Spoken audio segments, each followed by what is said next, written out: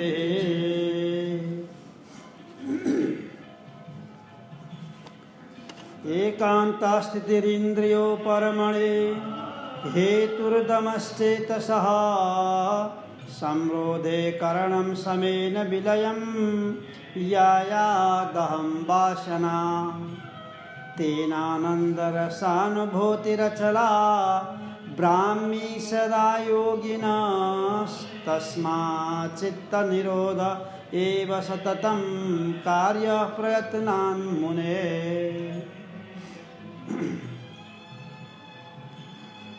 ब्रह्म स्वरूप को अनुभव गर्नका लागि के गर्नुपर्छ? अखण्ड आनन्द ब्रह्म हामी नै हो।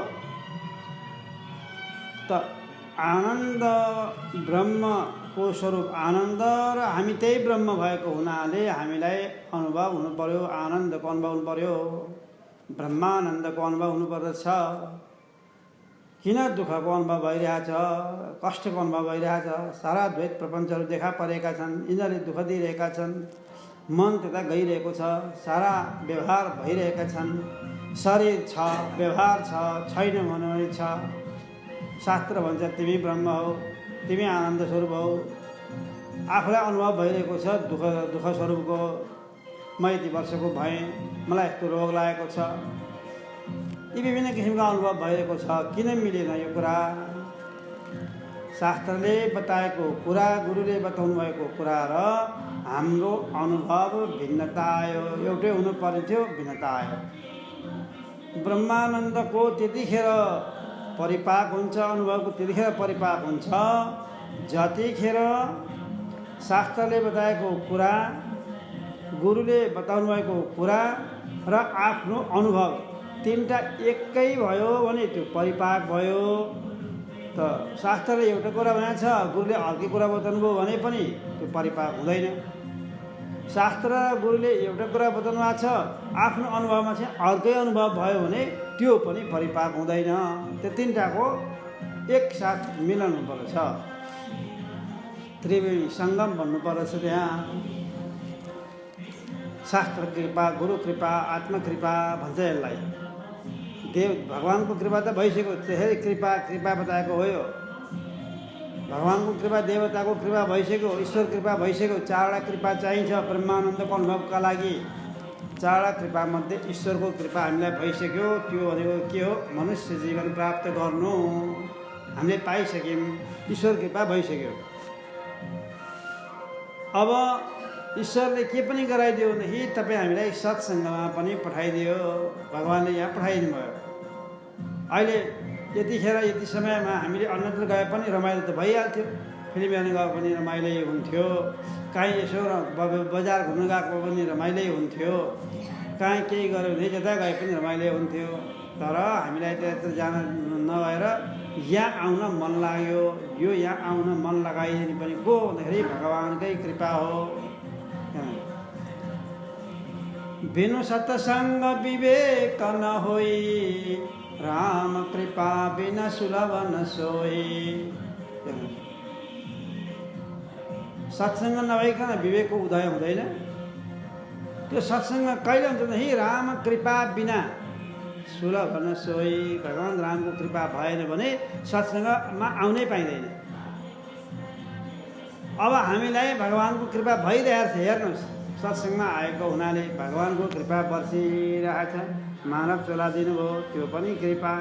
सत्सङ्गमा सम्बन्ध ल्याइदिनु भयो भगवानले। कति कृपा भएको कहाँ छ र? त्यति मात्र होइन, सत्शास्त्र पनि दिइदिनु भयो। वेदान्त शास्त्र नै सुन्न आउन पायौँ हामीले। विभिन्न किसिमका दर्शनहरू आइरहेका छन्। हाम्रै हिन्दू धर्ममा पनि धेरै ग्रन्थहरू, धेरै दर्शनहरू यहाँ पढ्न पाइन्छ, सुन्न पाइन्छ। विभिन्न गुरुहरू हुनुहुन्छ, उहाँहरूले आफ्नो डम्फु बजाउँदै हुनुहुन्छ, यता आऊ यता आऊ, यो ठिक हो यो ठिक हो, सबैले भनिरहेका हुन्छन्। तर अरू सबै शास्त्रहरू द्वैत शास्त्रहरू हुन्, भेद शास्त्रहरू हुन् भने वेदान्त शास्त्र एउटा मात्रै हो, अद्वैत शास्त्र। अरू छैन। हेर्नुहोस्, वेदान्त शास्त्र एउटा अद्वैत शास्त्र हो। तपाईँ त्यो शास्त्र सुन्नमा आउनुभएको छ। शास्त्र कृपा पनि तपाईँलाई भइरहेको छ। त्यो शास्त्रमा लेखेका कुराहरूको रहस्य बताइदिने गुरु तपाईँलाई मिलेको छ। कहिले को गुरु जो आए पनि तपाईँलाई त्यही ब्रह्मकै बारेमा बताउँछन्। यहाँ यो जगत मिथ्या हो भन्छन्, ब्रह्म सत्य हो नै भन्छन्। जीव चाहिँ नि ब्रह्मकै रूप हो है, तिमी चाहिँ जीव हौ, अहिले तिमी जीव माने तापनि वास्तवमा तिम्रो स्वरूप ब्रह्म नै हो। जो गुरु आए पनि तपाईँलाई यही सुनाउँछ। यहाँ सत्सङ्गको बेलामा आएपछि अरू विभिन्न किसिमका कार्यक्रममा आएर त्यो कार्यक्रममा सफल पार्नलाई विभिन्न विद्वानहरूले विभिन्न किसिमले व्याख्या गर्छन्, त्यो आफ्नै कुरा हो त्यो। तर सत्सङ्ग भनेर जो गुरु आएर यहाँ बसेर बताउनुहुन्छ त्यसमा चाहिँ नि ब्रह्म सत्यम जगन् मिथ्या जीवो ब्रह्मैव न पर, यही बताउनुहुन्छ। ब्रह्म सत्य छ, जगत मिथ्या हो, भ्रमले देखेको हो, तिमी जीव चाहिँ नि ब्रह्मकै स्वरूप हौ भनेर यसरी बताइन्छ। त्यसैले गुरु कृपा पनि भइरहेको छ। वेदान्तको प्रवचन हुने ठाउँ धेरै ठाउँ छैन। हेर्नुहोस्, अरू कथाहरू भन्ने ठाउँ धेरै पाइन्छ, पुराणहरू भन्ने ठाउँ धेरै पाइन्छ, कथाहरू सुन्न पाइन्छ जहाँ गए पनि। तर वेदान्त भनेको त्यस्तो वस्तु हो जुन भगवानको अपरोक्ष अनुभव हो। अरू शास्त्र पढ्दाखेरि भगवानको परोक्ष ज्ञान हुन्छ, वेदान्त शास्त्र पढेपछि यहाँ आएपछि भगवानको अपरोक्ष अनुभव हुन्छ। यति फरक छ। अरूमा के हुन्छ, भगवान यस्तो हुनुहुन्छ, यस्तो हुनुहुन्छ, यस्तो हुनुहुन्छ, त्यो परोक्ष ज्ञान भइरहेको हुन्छ। सबै परोक्ष ज्ञान, भगवान यस्तो हुन्छ, भगवान यहाँ हुनुहुन्छ, यहाँ हुनुहुन्छ, भगवानले यस्तो लीला गर्नुभयो, सारा कुरा आउँछ, सुन्न पाइरहन्छ। भगवानको लीला सुन्न त रमाइलो हुन्छ, आनन्द हुन्छ। तर भगवानलाई द्वैत रूपमा हेरेका छौँ हामीले, द्वैत रूपमा हेरेका छौँ। त भगवान द्वैत होइन, त्यही त फरक छ यहाँ। वेदान्त त्यस कारणले गर्दा वेदान्त ठुलो भनेको न किन भन्नु पर्थ्यो त? वेदान्त द्वैत होइन, वेदान्तले बताउँछ द्वैत होइन, भगवान द्वैत होइन भन्छ। अन्यत्र सुन्न गएपछि भगवान द्वैत हो, भेद हो, भगवानको यहाँ लीला भयो, भगवानको यहाँ जन्म भयो, भगवानले यस्तो भयो उस्तो गर्नुभयो, सारा पाइन्छ, सुन्न पाइन्छ, आनन्द लाग्छ सुन्दैछन्। क्या आहा है, भगवानको कस्तो कृपा भनेर भन्दै जान्छु, हामीलाई सबै ठिक्क लाग्छ अन्यत्र गएपछि। तर यहाँ आएपछि नि, यहाँ आएपछि त्यही भगवानको कुरा हुन्छ, अरू हुँदैन। त्यही भगवानको कुरा हुन्छ, तर त्यो भगवान परोक्ष होइन, अपरोक्ष।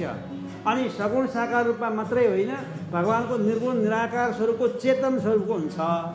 अनि त्यो भगवान कहिले जन्मियो, कहिले काम गरेर कहाँ गयो? भगवान राम आउनुभयो त्रेता युगमा, अहिले त होइन। त्रेता युगमा आउनुभयो, अवतार लिनुभयो, सारा कर्म गरेर जानुभयो। भगवान कृष्ण आउनुभयो, द्वापर युगमा आउनुभयो, सारा कर्म गरेर यहाँ अवतीर्ण भएर सारा कर्म गरेर जानुभयो। अब त छैन त्यसपछि कलियुगमा त के पनि देखिँदैन हो।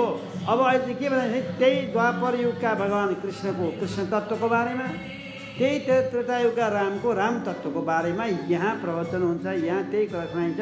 त्यो भगवान चाहिँ कस्तो है, चेतन रूप छ है। त्यो चेतन रूप छ, सर्वत्र व्याप्त छ, सधैँभरि छ, भूतकालमा पनि थियो, वर्तमान कालमा पनि छ र भविष्यकालमा पनि रहिरहनेछ भनेर त्यही परमात्माको बारेमा हामी यहाँ व्याख्या गरिन्छ, त्यही सुन्छौँ। त्यो भगवान भनेको तपाईँको अन्तःकरणको साक्षीको रूपमा बसेको छ, आत्मा रूपले। तपाईँ त्यही आत्मा हो।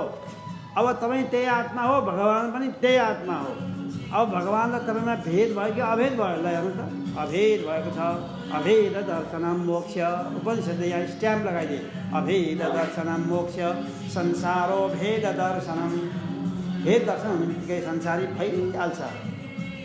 यसरी आत्मा र परमात्मा एकै हो भन्ने कुरो हामीले यहाँ सत्सङ्गमा मात्र बुझ्दछौँ, अन्यत्र बुझ्न सकिँदैन, अन्यत्र पाइँदैन यस्ता कुराहरू। द्वैतकै व्याख्या हुन्छ जहाँ पनि हो। त्यसैले अब शास्त्र कृपा पनि भयो, गुरु कृपा पनि भयो, ईश्वर कृपा पनि भयो, आत्मकृपा। अब आत्मकृपा हुन बाँकी रह्यो। अब तपाईँले त्यो व्यापक भएको ब्रह्मचेतनलाई, जो कृष्ण तत्त्व छ, जो राम तत्त्व छ, त्यो तत्त्वलाई, त्यो पनि के हो, आनन्द स्वरूपै हो। त्यो आनन्द स्वरूपलाई तपाईँले आफैले अनुभव गर्नुभयो भने तपाईँलाई फाइदा भयो।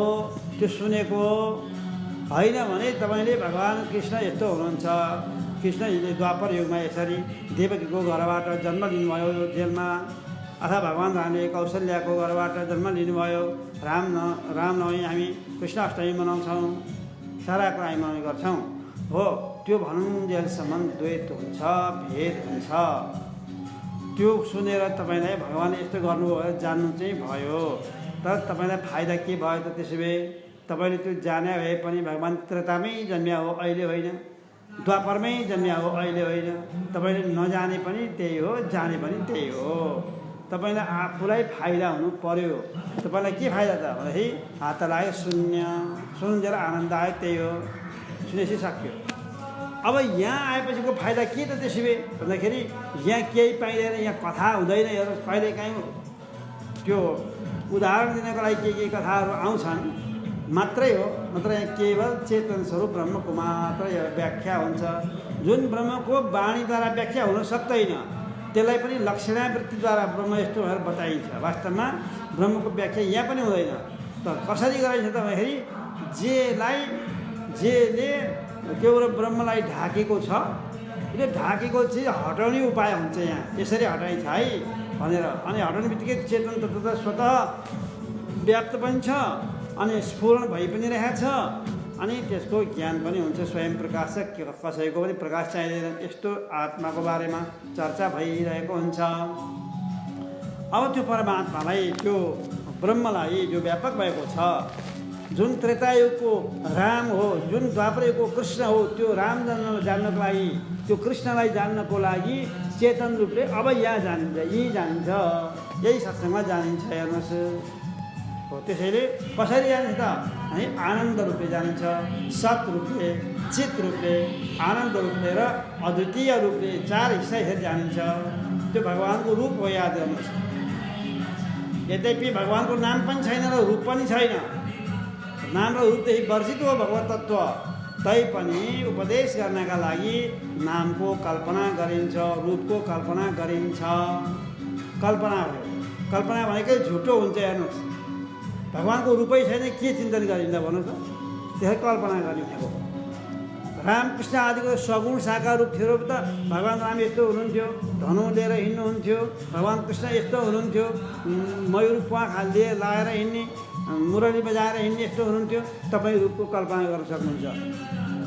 तर त्यही रामको, त्यही कृष्णको चेतन रूपले चिन्तना गर्दाखेरि कस्तो भयो रूप गर्ने, कस्तो चाहिँ चिन्तना गर्दा है? कुनै रूप छैन, कुनै आकार छैन। त्यसैले त्यो आकार नभएको तत्त्वको यहाँ चाहिँ यसरी छेकिरहेको छ है। त्यो तत्त्वलाई भनेर छेक्ने तत्त्व हटाउनको लागि बताइरहेको हुन्छ यहाँ सत्सङ्गमा। तपाईँले यहाँ त्यो ब्रह्मको सच्चित आनन्द र अद्वितीय अंशको बोध गर्न सक्नुहुन्छ। अब दुईटा तरिका छन् यसमा। एउटा ब्रह्मको बोध गर्ने तरिका कसरी हुन्छ भन्ने कुरो, अनि अर्को त्यो चाहिँ केही समयका लागि हुन्छ। केही समयपछि अब हामी व्यष्टिमा चाहिँ भयो, अब समष्टिमा जानुपर्ने हुन्छ। त समष्टिमा जाँदाखेरि फेरि द्वैत संसार जस्ताको त अस्ति देखिन्छ। अब त्यहाँ के गर्ने एउटा प्रश्न खडा हुन्छ, ठुलो प्रश्न तेर्सिन्छ त्यहाँ। पहिला ब्रह्म आनन्द रूप हो कि होइन त्यो अनुभव गर्नु। सत हो कि होइन, चित हो कि होइन, आनन्द हो कि होइन, र अद्वितीय हो कि होइन, तपाईँको अनुभवमा आउनु पऱ्यो। देखिने वस्तु होइन, देखेर जान्ने पनि होइन, आँखाले कानले सुनेर पनि हुनेवाला छैन। तपाईँको आफ्नो अनुभवमा आउनु पऱ्यो। त्यो अनुभवमा आउनको लागि कसरी गर्ने त भनेर यहाँ बताइयो। एकान्त स्थितिरिन्द्रियो परमणे हेतुर्दमश्चेतसा संरोधे करणं समेन विलयं यायादहं वासना तेनानन्दरसानुभूतिरचला ब्राह्मी सदा योगिनः तस्मात् चित्तनिरोध एव सततं कार्यप्रयत्नान् मुनेः। सबभन्दा पहिले एकान्तमा बस्ने। तपाईँ बजारतिर जानुभयो, बजारतिर जानुभयो भनेदेखि तपाईँको घरमा कति कुराको खाँचो भइरहेको हुन्छ, बजारमा कति कुरा तपाईँ देख्नुहुन्छ, अनि तपाईँको खल्तीमा पैसा पनि छ, ब्यागमा पैसा पनि छ। बजारमा यहाँसँग घुम्न भनेर जानुभयो, फुर्सदेर जानुभएको छ, कहीँ जाने हतार छैन। बजार घुम्दै घुम्दै घुम्दै एकपछि अर्को खोप पसलहरू हेर्दै जान्छ। यो पनि राम्रो लाग्छ, ऊ पनि राम्रो छ, ऊ पनि लाग्छ, ऊ पनि लाग्छ, यो पनि ल्याउँ, यो पनि ल्याउँ, घरमा काम लाग्छ, यो पनि काम लाग्छ, यो पनि काम लाग्छ। त बजारमा राख्ने यहाँ काम लाग्ने चिज राख्ने हो। राम्रो मान्छेको त्यो जति पनि ग्राहक छन् तिनीहरूको मनलाई आकर्षक गर्ने किसिमले राखेका हुन्छन्, पुरा देखाएर सजाएर विज्ञापन गरिरहेका हुन्छन्। तपाईँलाई खुब राम्रो लाग्छ, लिउँ लाग्छ। आहा यो त कस्तो राम्रो रहेछ, तपाईँ लिनुहुन्छ।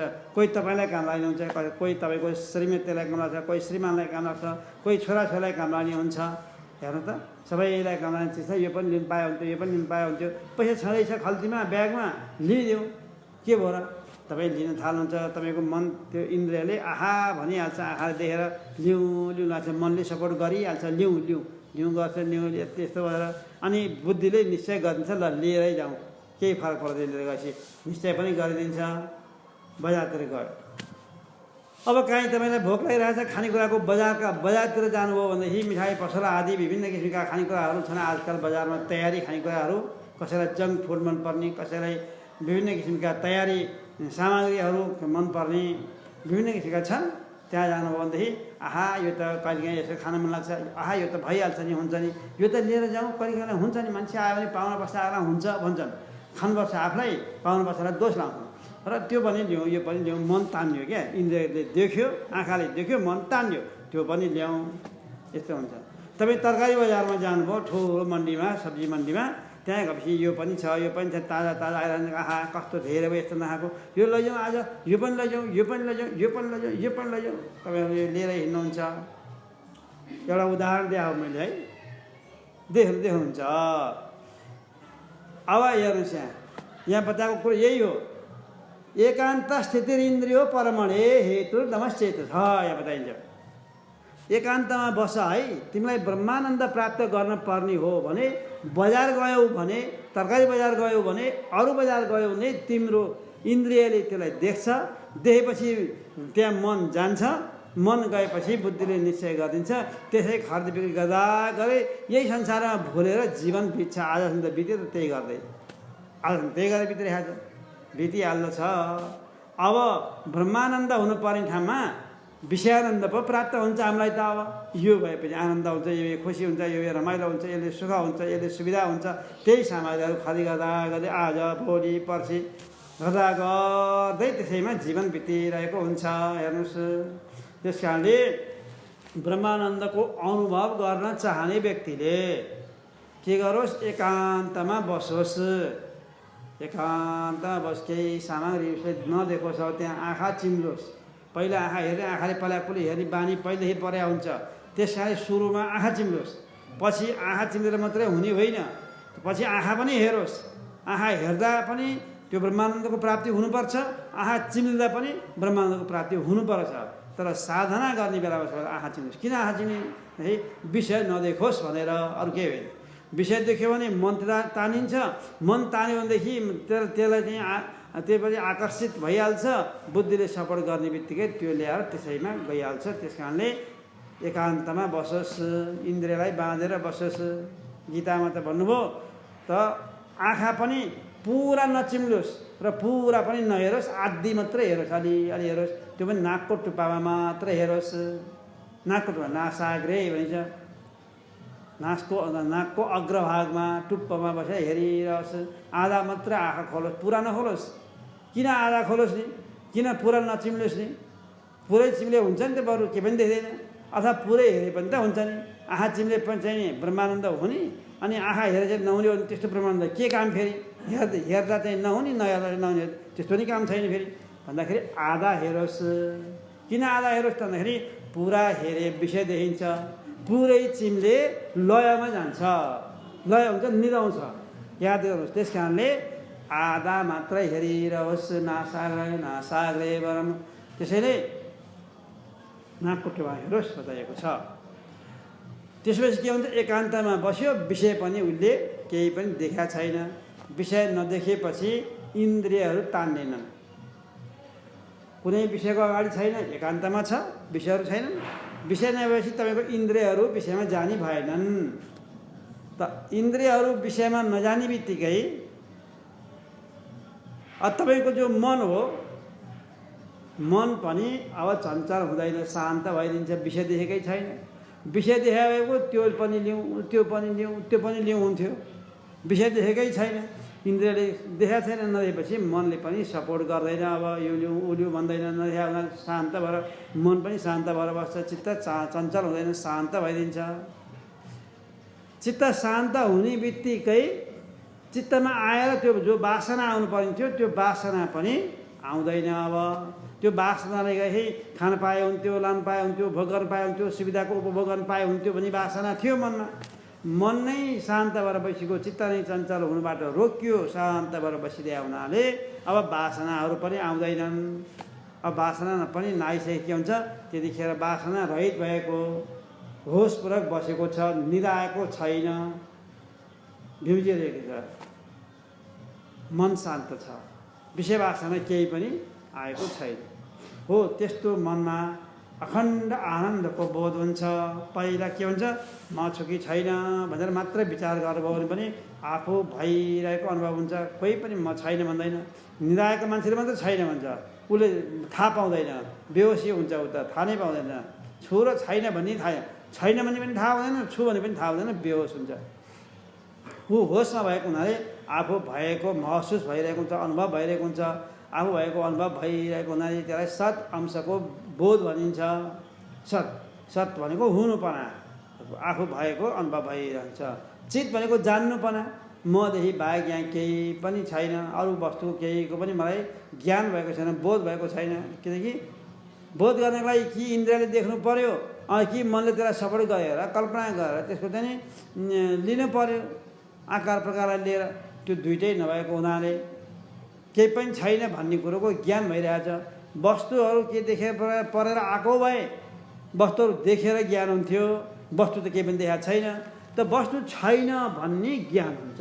याद गर्नुहोस् है, मदेखि बाहेक अर्को कुनै पनि वस्तु यहाँ छैन भन्ने बोध भइरहेको हुन्छ। यसलाई भन्छ चित अंशको बोध, सत्य चित आनन्द। अब अर्को केही पनि वस्तु नआएको र चित्त शान्त भएको हुनाले अखण्ड आनन्दको बोध भइरहेको हुन्छ।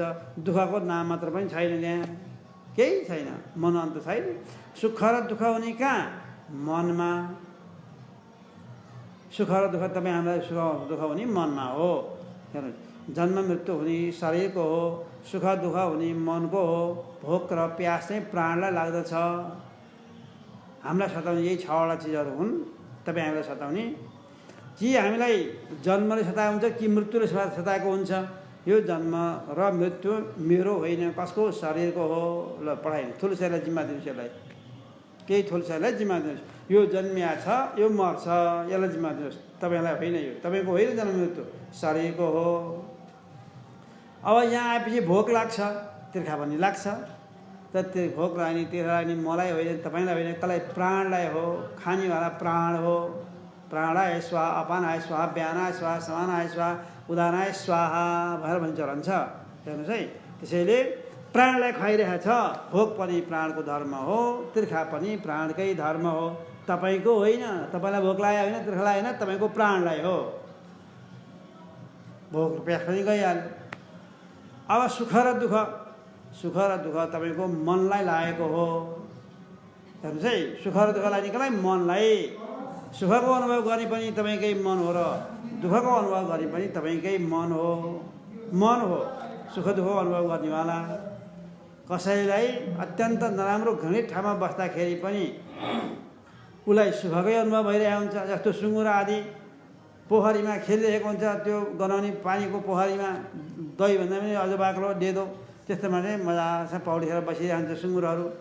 त्यसलाई सुखकै अनुभव भइरहेको हुन्छ। उसको मनले के ठोल्यो, सोच्यो नि सुख नै खोजिरहेको थियो, सुखै अनुभव भइरहेको छ। किनकि उसका साथीहरूसँगै खेल्न पाएको छ, परिवारसँगै खेल्न पाएको छ, सुँगुरले सुख भइरहेको छ, सुखको अनुभव भइरहेको छ उसलाई। हो त्यसैले सुख र दुःख हुने कुरो चाहिँ मनमा हुन्छ। मन भए सुख दुःख हुन्छ, मन नभए सुख दुःख हुँदैन।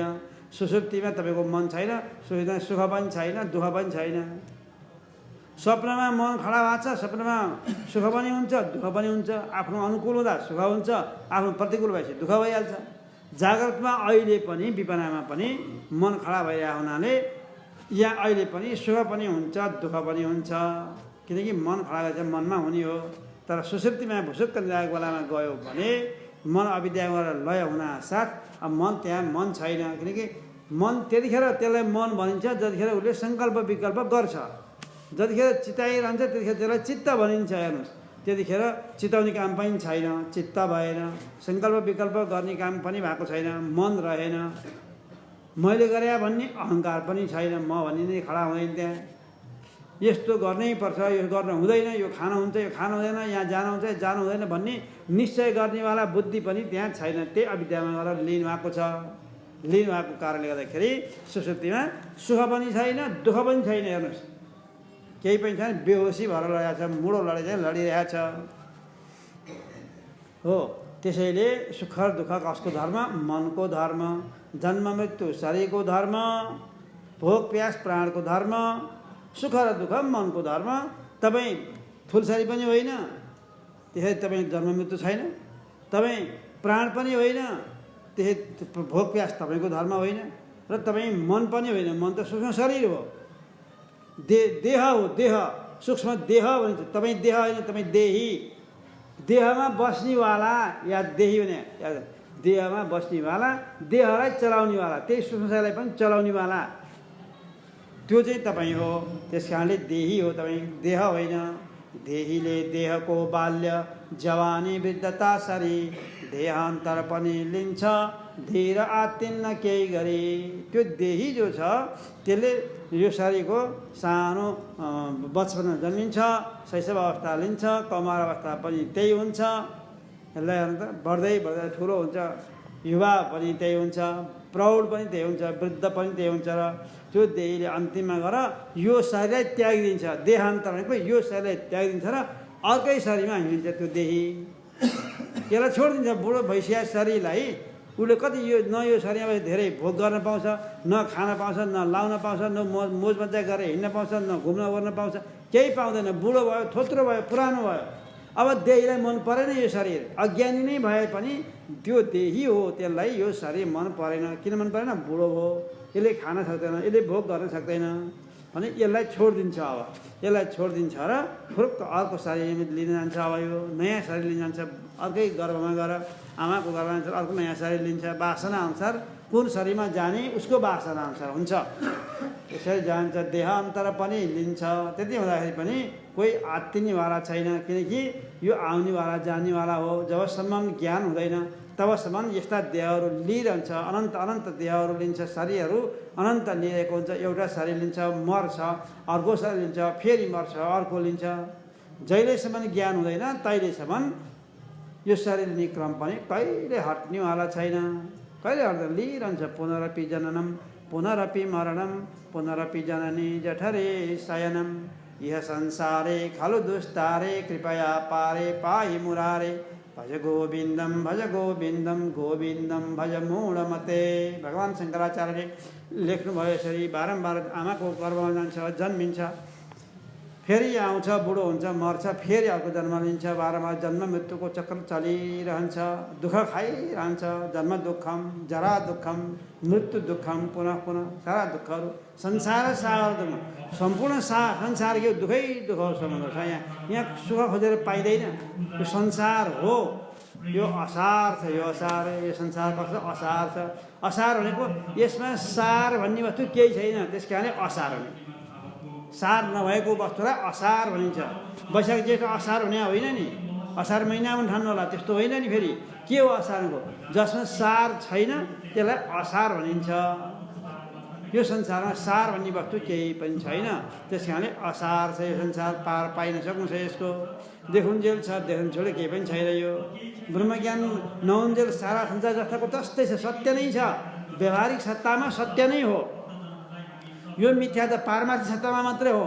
तपाईँहरूलाई कहिलेकाहीँ के लाग्छ भने हामीले आँखाले देखिरहेका छौँ यी वस्तुहरू, यी सारा कुरा देख्दा देख्दै पनि यसलाई मिथ्या भन्छन्। यही चित्त बुझ्दैन, देखा कहिल्यै हटिया छैन। संसार जस्ताको त अस्ति ढसमस्स बसिरहेको छ, यसलाई मिथ्या भन्छन्।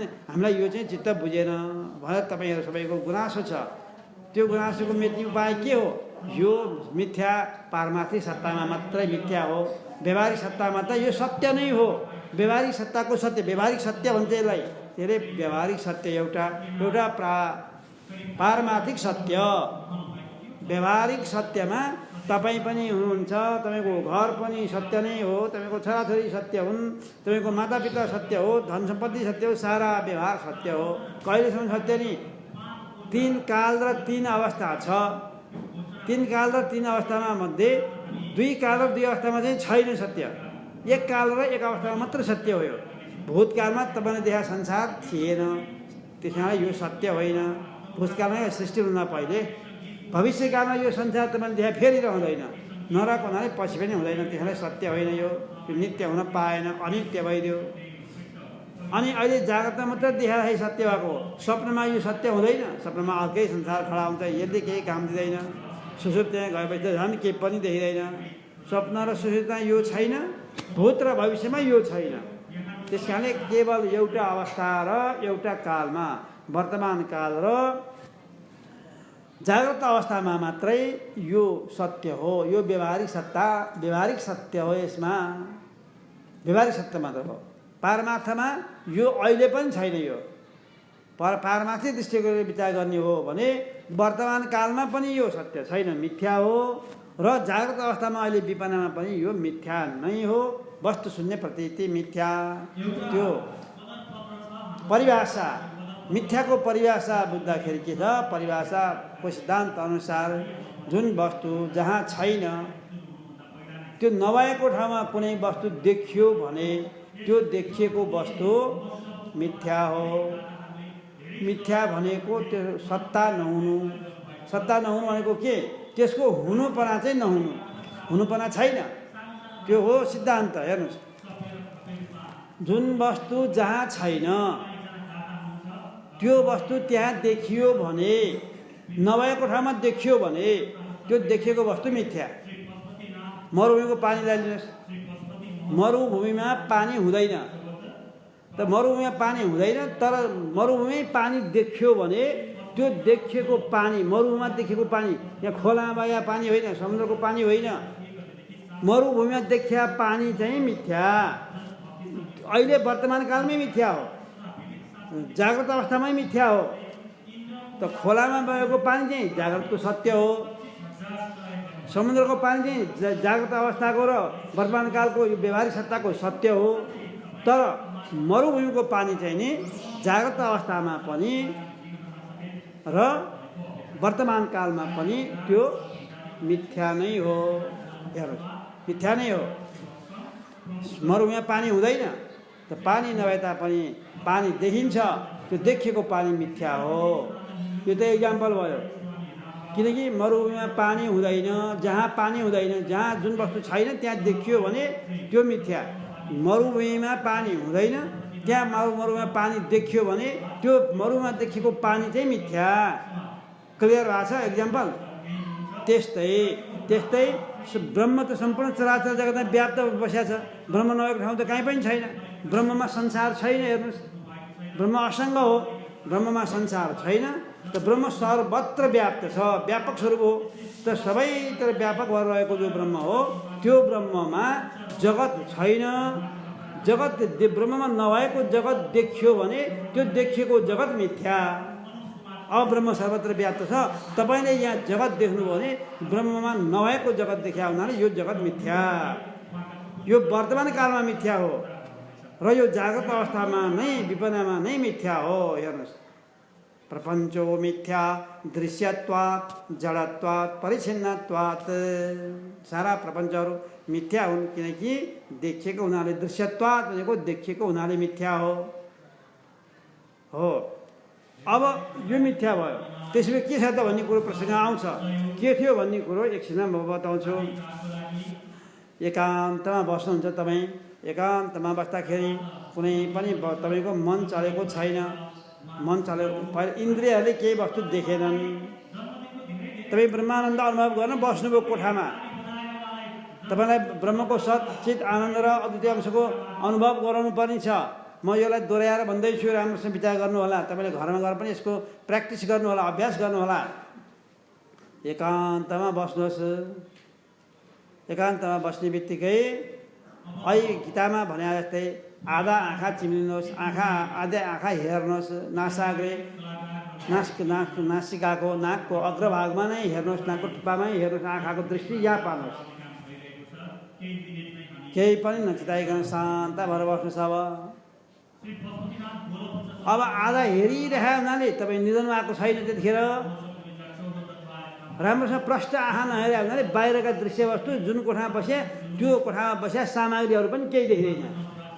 किनकि अलिअलि मात्रै हेरेको छ नि त, नाकको टुप्पामा हेर्दा अलिअलि पुग्यो, अरू त आँखा तल राखेको छ, आदि मात्रै हेरेको छ, बाहिरको वस्तु देखिँदैन। बाहिरको वस्तु इन्द्रियले देखेन, नदेखेपछि इन्द्रियले वस्तु नदेखे ग्रहण नगरेपछि मन पनि कुनै पनि वस्तुतिर आकर्षित भएन। बजारमा विभिन्न किसिमका वस्तुहरू आँखाले देखिया हुनाले मनले सपोर्ट गर्यो, यो पनि किन्न पाए हुन्थ्यो, यो पनि पाए हुन्थ्यो, यो पनि ल्याउनु पाए हुन्थ्यो भनेर ल्याउनु हुन्थ्यो। अब यहाँ ध्यानमा बस्दाखेरि चाहिँ आधा आँखा चिम्ला छ, वस्तु देखिँदैन, नदेखिया हुनाले मन पनि त्यो वस्तुहरूमा गएन। नभएपछि मन पनि शान्त भयो। त मन शान्त भएपछि अब त्यो वासना उद्बुद्ध हुनुपर्ने थियो। बाहिर बजारतिर जाँदाखेरि पो मन त्यहाँ गएको थियो र ओहो यस्तो किन पाए हुन्थ्यो, यस्तो सुविधा हुन्थ्यो, यो लिएर जाउँ, हुन्छ ल हुन्छ र मनमा त्यो वासनाहरू उद्बुद्ध भइरहेका हुन्छन्। त्यसैले लिन थाल्नुहुन्छ तपाईँ। अब यहाँ त वासना नै उठ्दैन, मन नै शान्त छ, चञ्चल भएकै छैन, मन चलायमान भएकै छैन, मन त शान्त भएर बस्यो। शान्त भएर बस्यो भन्नुको अर्थ त्यतिखेर मन छैन, याद गर्नुहोस्। त्यतिखेरलाई मात्रै भनेको छु मैले। जतिखेरसम्म तपाईँले मन चलाउनु भएको छैन, केही सम्झिनु भएको छैन, केही सङ्कल्प विकल्प गर्नु भएको छैन हो, त्यतिखेर मात्रै। एकछिनपछि त मन फेरि चलिहाल्छ नि, त्यसलाई त्यही बेलालाई के गर्ने भन्ने कुरो त भन्न बाँकी नै छ।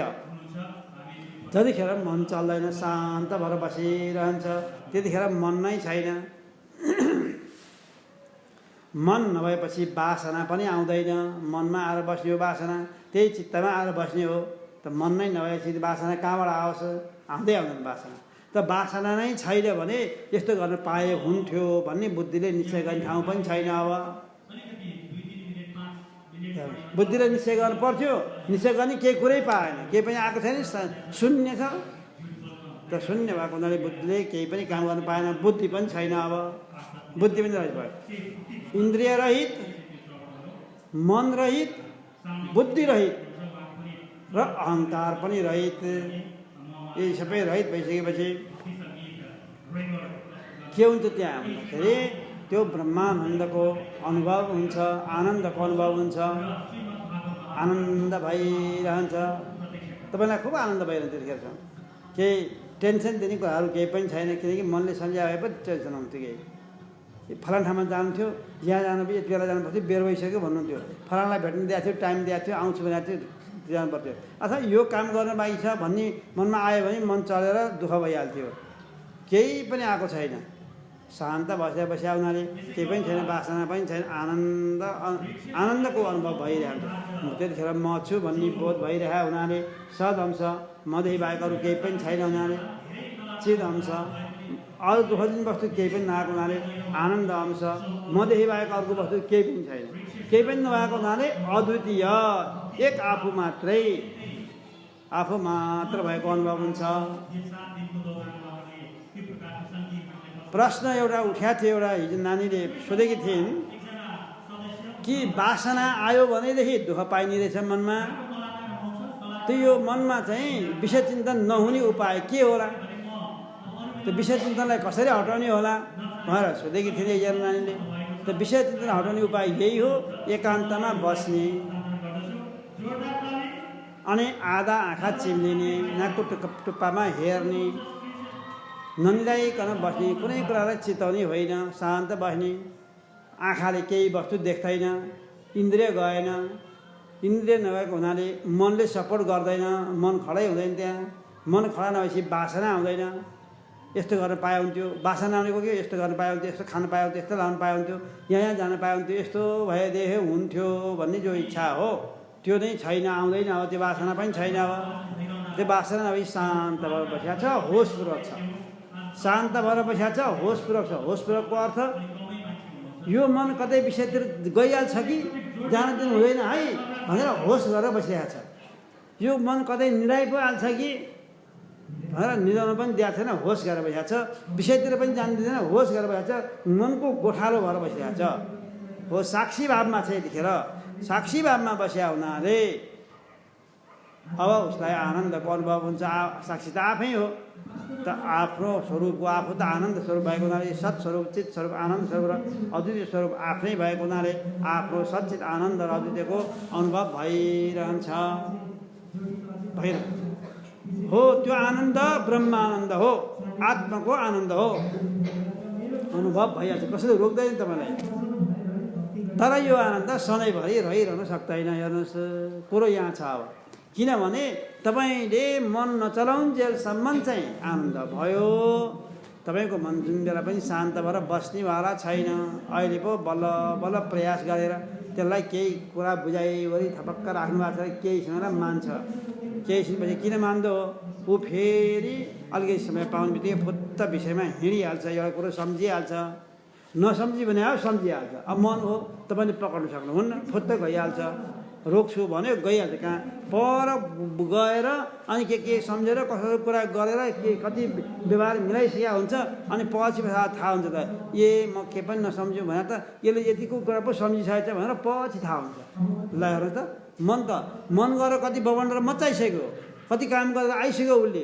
ए मन चिताउँदिनँ भने त यहाँ त गइ पो हाल्छ मेरो मन। ल हेर मलाई पनि छक्की आएछ भन्ने पछि थाहा हुन्छ यसरी हो। अब यो मन सधैँभरि विषयमा जाँदाखेरि पनि आनन्द हामीलाई हुनु पर्यो।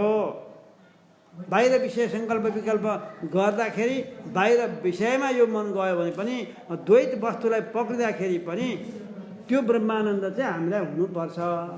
सधैँभरि आनन्दको अनुभूति हुनुपर्छ। त्यो ध्यानमा बसुन्जेल मात्र हुँदैन। ध्यानमा मात्रै बसुन्जेल भयो भनेदेखि त त्यो योगबाट सिद्ध भइहाल्यो। वेदान्त फेरि किन चाहियो? वेदान्त योगबाटै पुरा हुन्छ। योग चित्तवृत्ति निरोध, चित्तका वृत्तिहरूलाई निरोध गर्ने बित्तिकै आनन्द भइहाल्छ। यो योगको आनन्द भन्छ यसलाई।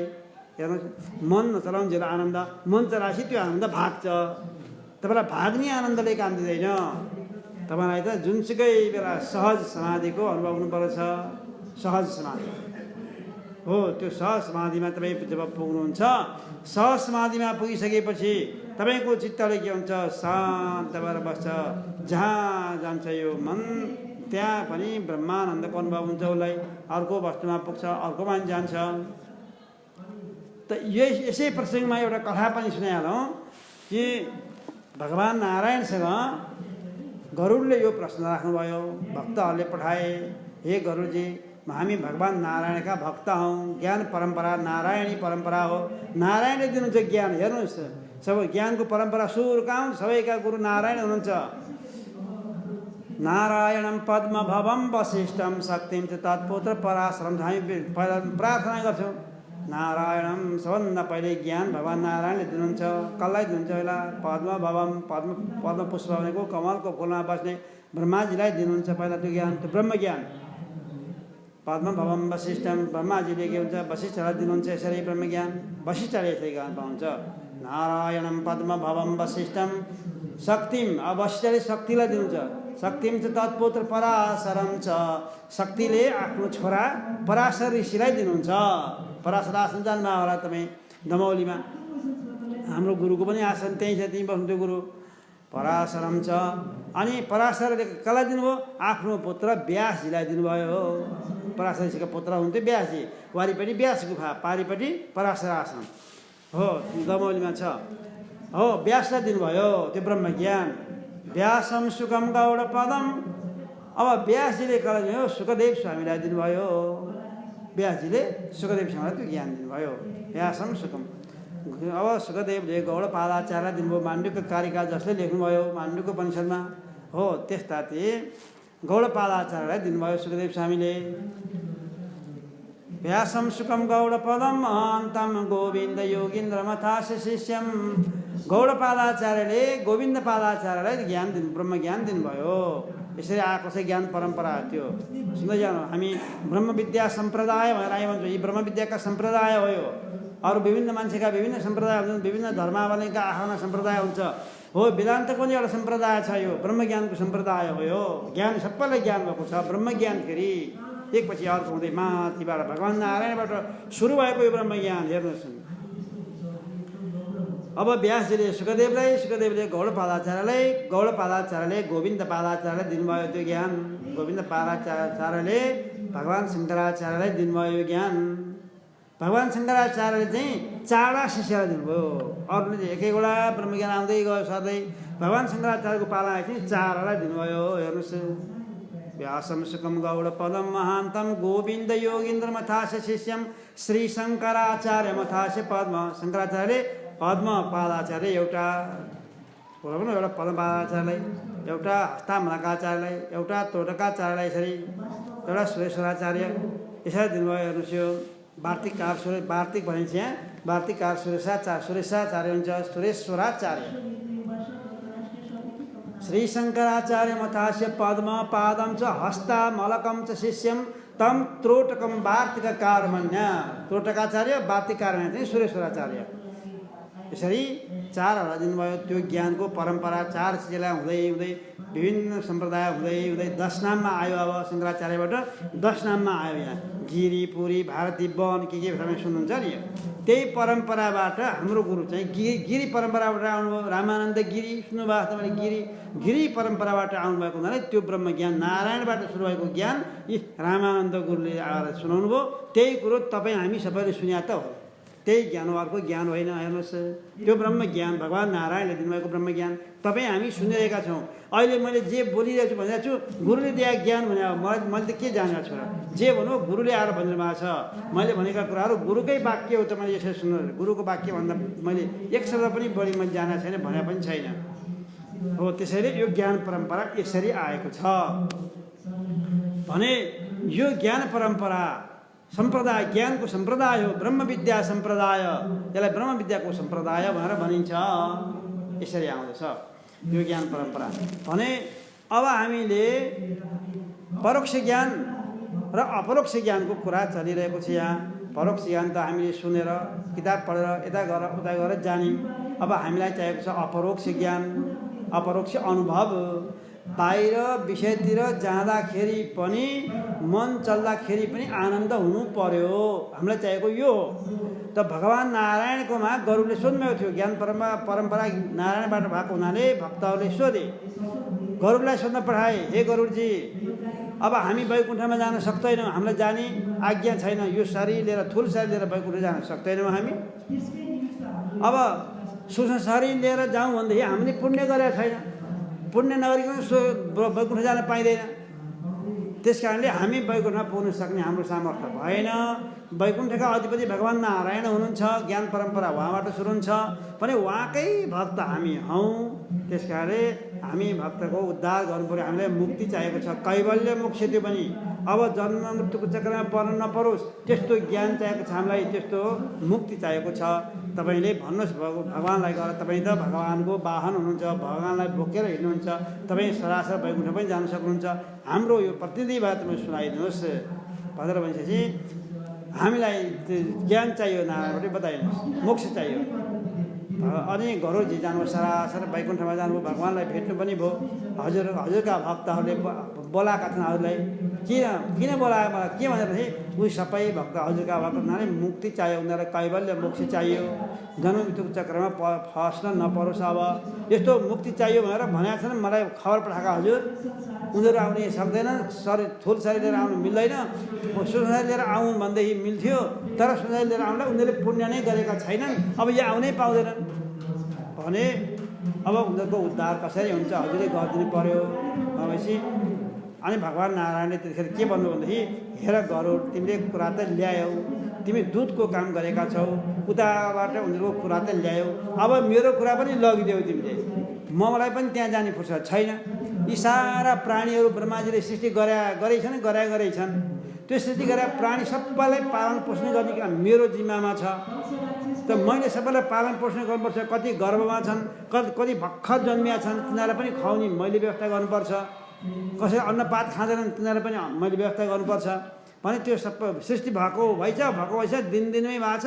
के को दिनदिनै, छिनछिनै भएको छ, एक मिनटमा। किन एक मिनट, एक सेकेन्डमा जन्म भइरहेको हुन्छ। सेकेन्ड पनि भएन, त्योभन्दा पनि थोरै समयमा धेरै जन्म हुन्छ। कति मान्छे मात्र होइन, किरा फट्याङ्ग्राहरू छन्, कति वनस्पति छन्, कति यी 4 प्रकारका प्राणीहरू छन्। अण्डज, स्वेदज, जरायुज, उद्भिज 4 प्रकारका प्राणीहरूको जन्म भइरहेछ भने ती सबैलाई पालन पोषण गर्ने जिम्मा मेरो हो। मलाई फुर्सद छैन त्यहाँ जाने। अहिले म त्यहाँ गएँ भनेदेखि कसले पालन पोषण गर्छ? त्यस कारणले उनीहरूलाई भनिदेऊ, मेरो भक्तहरूलाई गएर भनिदेऊ, ल ठिक छ, तिमीहरूले मन नचिताइकन, आफ्नो मनलाई नचलाइकन शान्त भएर बस। अनि तिमीहरूलाई कैवल्य मोक्ष हुन्छ। म त्यहीँ आउँछु, उनीहरूको हृदयमा आएर बसिदिन्छु। बस्या छु भनेर भनिदेऊ जाऊ भनेर पठाइनु भयो। जे यहाँ भनेको छ भगवान्ले त्यही भन्नुभयो, त्यही ज्ञान परम्परा त यहाँ आएको हो नि। भनिसकेपछि गरुडजी आउनुभयो यहाँ सारा भक्तहरूलाई भन्नु हेर्नुहोस् भक्तहरू हो, तपाईँको कुरा मैले भगवान्लाई बिन्ती चढाएँ, भगवान्बाट आज्ञा भएको छ तपाईँहरू मन नचलाइकन शान्त भएर बस्नुहोस् अनि तपाईँलाई कैवल्य मोक्ष हुन्छ। भगवान् तपाईँकै अन्तःकरणमा आएर स्फुरण भइदिनुहुन्छ, चेतन रूपले आनन्द रूपले स्फुरण हुन्छ, आनन्द पाउनुहुन्छ। तपाईँले मन नचलाइकन बस्नुहोस्, ननिदाइकन नचिताइकन बस्नुहोस् भनेर गरुडले भन्नुभयो। अब यहाँ प्राणीहरूले सबै अरू प्राणी त सक्ने भएन, मनुष्यहरू सक्ने भए अलिकति विवेक भएका मनुष्यहरूले खुब कोसिस गर्दा मन नचलाइकन बस्नै सकेन। एकछिन मन नचलाइकन बस्यो, त्यसपछि मन फुत्त एउटा कुरा सम्झिन्छ, नचलाइकन बस्नु यहाँ त मेरो मन त यहाँ पो पुगेछ। फेरि एकछिनपछि सम्झ्यो ल अब त नचलाउला भने अर्को कुरो पक्रिसकेको यो मनले। कति कोसिस गर्दाखेरि पनि यहाँका मनुष्यहरूले मन नचलाइकन बस्न सकेनन्। नसके हार खाएर फेरि गरुडलाई प्रार्थना गरे, हे गरुडजी तपाईँ हाम्रो यो बिन्ती फेरि भगवान्लाई सुनाइनुहोस्, हामी मन नचलाइकन बस्न सक्दैनौँ। कोसिस गरेर हेर्दाखेरि पनि हामीले सकेनौँ। केही दिन त भएको जस्तो लागेको थियो, केही दिनपछि त मन फुत्त विषयमा गइहाल्यो। विषयमा गएपछि विषय चिन्तन भएको पक्रिहाल्यो, त्यो आएपछि दुःख सुरु भइहाल्यो भनेपछि आनन्द हामीलाई प्राप्त भएन। हामी भगवान्कै भक्त हौँ, त्यस कारणले हामीलाई त्यसरी भए पनि कैवल्य मोक्ष चाहियो।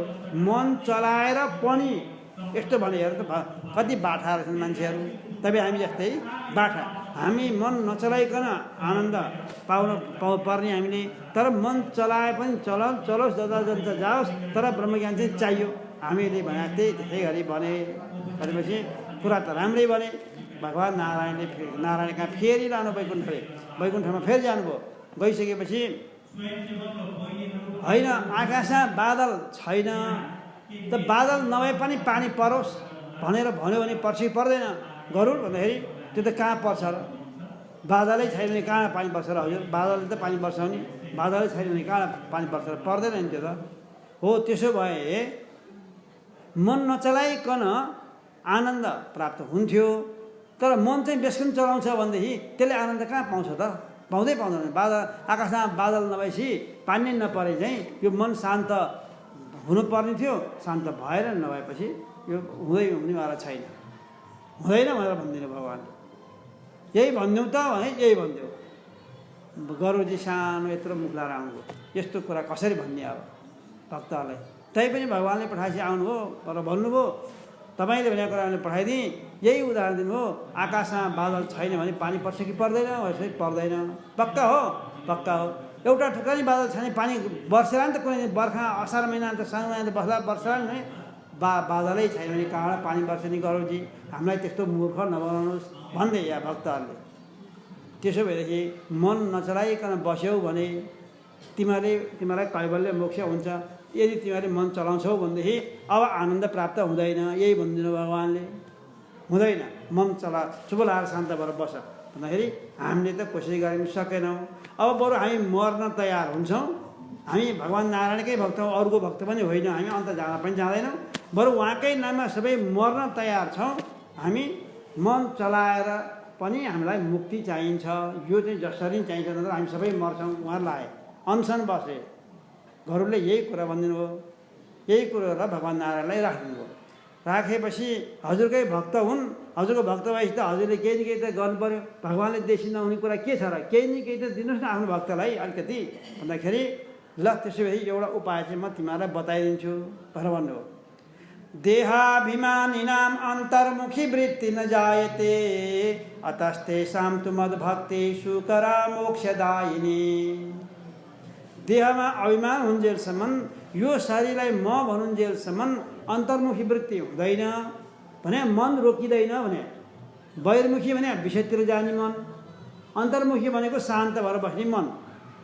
शान्त मनमा ब्रह्मानन्द प्राप्ति हुन्छ। बहिर्मुखी भएर विषय चिन्तन गरेको मनमा ब्रह्मानन्दको प्राप्ति हुँदैन, विषयानन्दको हुन्छ, विषयको चाहिँ अनुभव हुन्छ। त्यसैले देहमा म भन्ने बुद्धि हुन्जेलसम्म कैवल्य मोक्ष हुँदैन।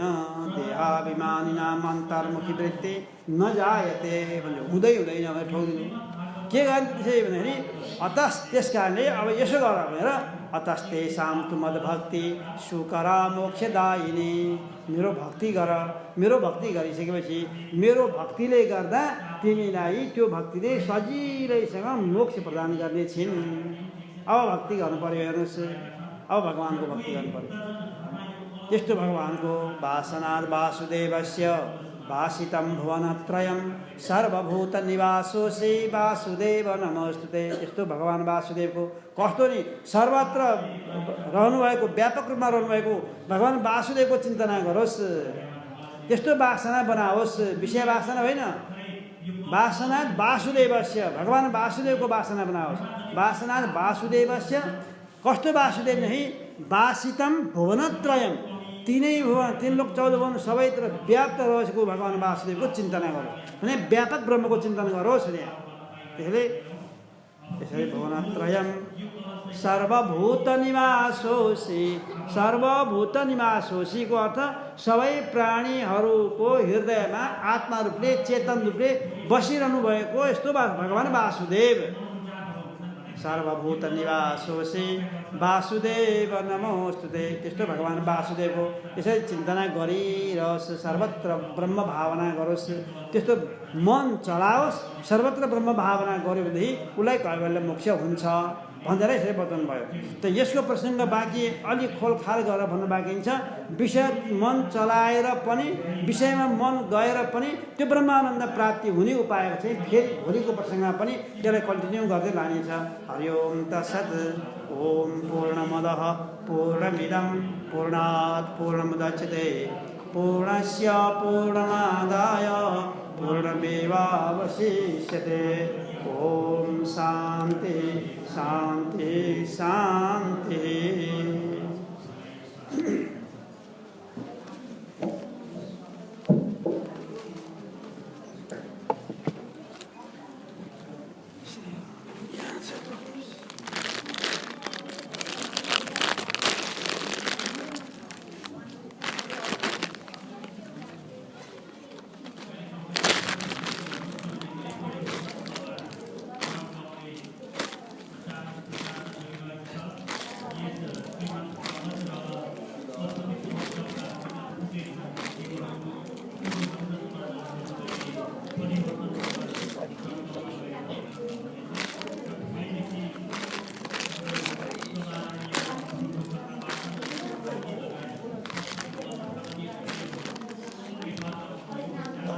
Nada.